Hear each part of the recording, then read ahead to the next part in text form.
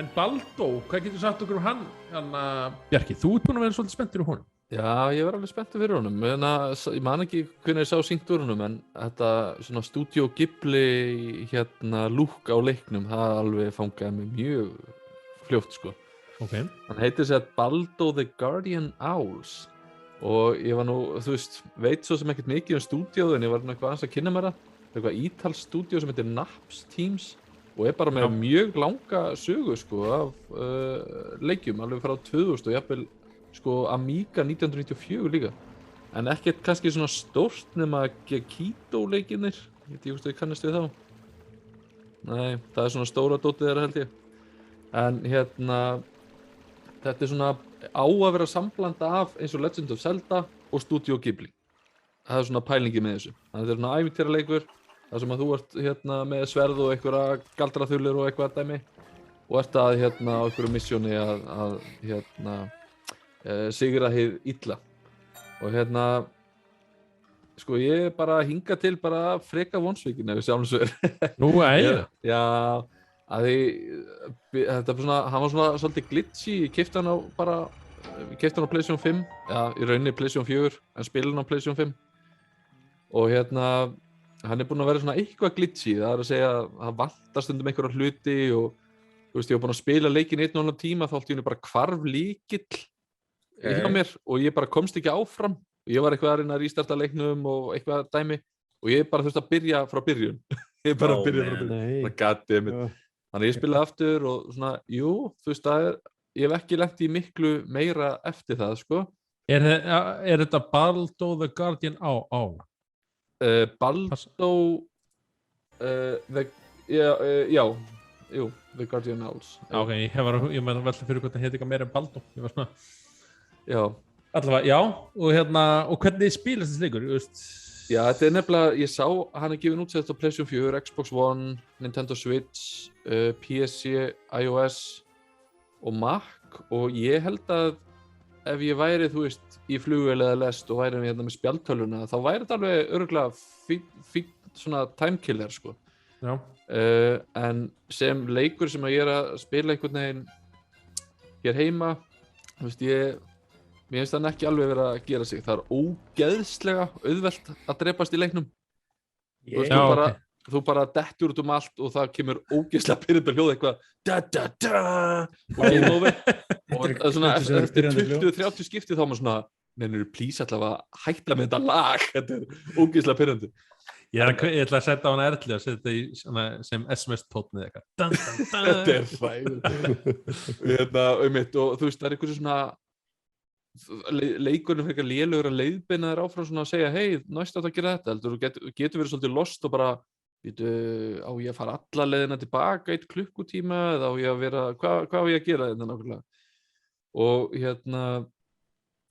óvinninir bara mjög random, þú veist, þú fær kannski stein í hausinn og þú bara dáinn, þú veist, úr fjarska og þetta svona, það vantar að balansa líka, þú veist, hann með 3 hjörtu í líf og það vantar svona meira balans að hei, þetta lítill sæturófinur og þú missir bara hálft hjarta. En það einhvern veginn bara, þú bara deyrð eiginlega við hvað sem sko. Þú deyrð mjög. Já, og Þú ert alveg að selja okkur leikinn, sko. Nei, þú veist, ég myndi mögulega prófa á spjaldtölvu, mögulega kannski eitthvað svona til að grípa í af og til á Switch, en svona til að spila lengri tíma og þú veist, ef maður að hugsa eitthvað þú veist, já, verður svipaður Zelda. Ég geti mista, er þetta svona þriðju persónu hasarleikur? Já, þetta er þriðju persónu og þú ert í rauninni, getur notað eitthvað svona galdralög til að opna eitthvað svona, eitthvað leynahelli og svo er þetta bara sverð. Þetta leysa þrautir inn á milli. Já, þetta er þrauta og svona, drepa óvinni dæmi. En ef leikurinn væri ekki með þessa galla eða glitsa sem lendir í, myndir þú finnast hann töluvert betri, þú myndir mæla með? Já, þetta er ekki bara glitches, eins og með að týna lyklinum, það var glitch og stundum bara hefur vantað lýsingar, þú veist, eins og hverjum hlut sem ég fundi svona á mappinu, þá er eitthvað svona baksaga á bakvið það, svo allt í einu færi hann að eitt stað og þá stóð bara dungeon og bara punktur og það bara what? Þetta leikur sem virkar aðeins svona þegar það máttu lengur í opnunum? Já, og þegar það er svona þú veist, það svona sumt sem að ángra mig sem að kannski á ekki að ángra mig en þú veist að tala við fólk og kemur svona texti, þú veist, svona birtistækt rólega. Þú veist, hann birti stundum og passar ekki í textakassan fyrir einhvern veginn út fyrir, maður eitthvað svona nennirðu að laga þetta ángra mig þetta.